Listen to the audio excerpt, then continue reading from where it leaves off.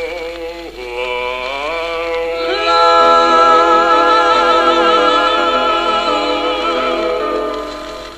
contento que hacen no se siempre sin cantar, o anche quando tu suelo dove fate così ma fai cantare di dare furia a squadra antica e la ritretta per guadagnare l'agonia.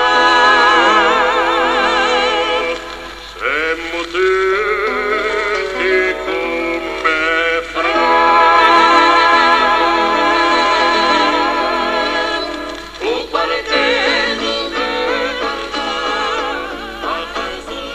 O tio de Canù.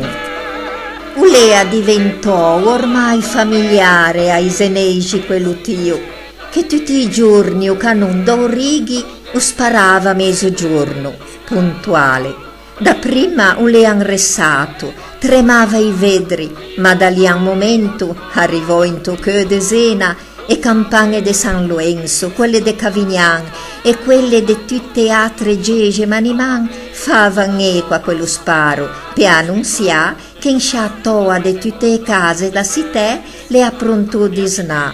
E l'eco continuava ancora, quei mue che dal barcon chiamavano i soffigioi per andare a mangiare, che allungava il passo per arrivare prima. Qualche vegetto invece si fermava per tirar fuori da stacchindo giponetto un relógio qua a cadena.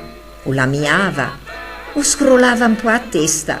Foscia o non lea proprio a tio de Canù, ma avanti onde de qualche minuto appena.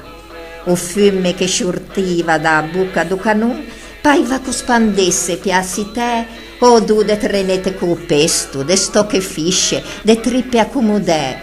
E tutto questo per tanti altri anni ancora, finché un giorno quello Canù la sparò l'ultimo suo tio, e l'eco che la seguì non le stato de campagne, ma de tanti altri Canuin ancora.